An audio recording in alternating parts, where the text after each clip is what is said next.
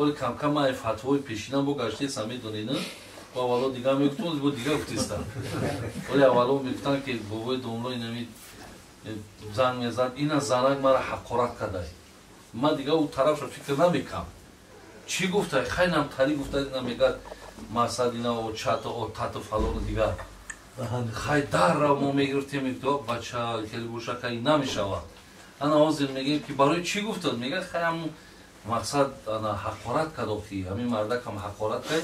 خیلی او هم حقارت کرد خیلی درست کرده گفتی باید همتری باشد درست گفتی باید بگرد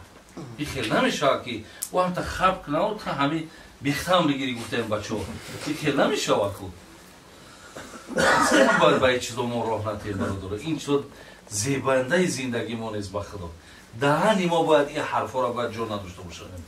باید چقدر زندگی خوب و که ما یه بچه این مکتبی که ما داریم از پیامبر نازنین این چیزای زیبایی که مونده با خدا راحت میکنی یک قصه بگم وجود دهنم گرم شید بعد تمام میکنم یک زن بود به نام زینب دختر حدیر زینب دختر حدیر وقتی زینب نکاح کرد میگه گرفت آوردش خونش ولی که هر دش در کت نماز خوندن شکرگزاری همین روز ساعت کردن بعد از اون میگه زینب طرف همین شورح گفت که مرده گفت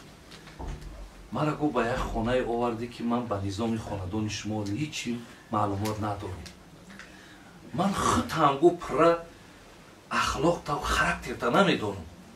برای همین من یک خواهش دارم زینب میگه چی خواهش داری؟ خواهش من اینه که چی چیزها موافقی طبیعتاً که من همون را بکنم و چی چیزها با طبیعت موافق نیست که من اونها را ترک کنم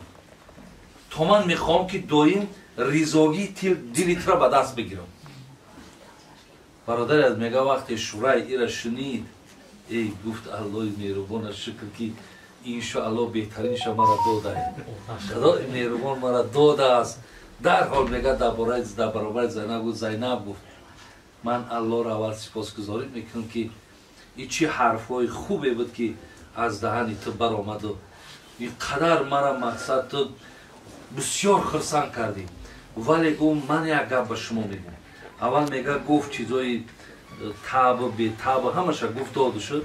بعد گفت که من میبینم که مردها زنها را میزنن من در پیش قول میکنم که من ترا نمیزنم